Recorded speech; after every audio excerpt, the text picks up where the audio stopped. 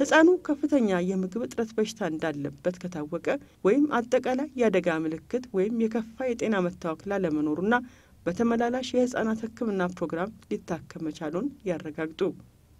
ከሚከተሉት የአደጋ ምልክቶች ወይም የከፋ የጤና መታወክ አንዱ ያለ ከሆነ ህመምተኛውን ተኝቶ ወደሚታከምበት የህክምና ፕሮግራም ያስተላልፉት።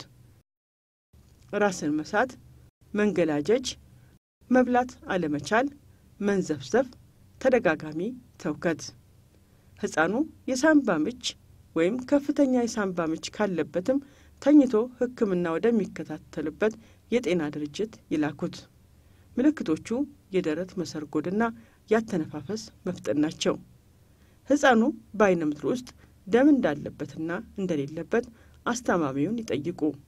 ደም ካለ ወደ ከፍተኛ ህክምና መላክ አለበት።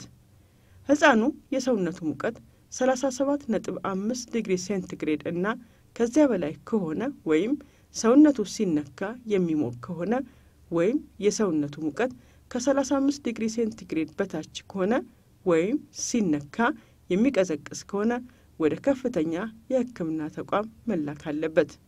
ልብ ይበሉ፣ እድሜያቸው ከ6 ወራት በታች የሆኑ ከፍተኛ የምግብ እጥረት ያለባቸው ህፃናት ወደ ከፍተኛ የህክምና ተቋም መላክ አለባቸው። ህፃኑ ከሚከተሉት አጠቃላይ የአደጋ ምልክቶች ወይም የከፋ ጤና መታወክ አንዱም የሌለው ከሆነ የሚቀጥለው እርምጃ የምግብ ፍላጎት ምርመራ ማድረግ ነው።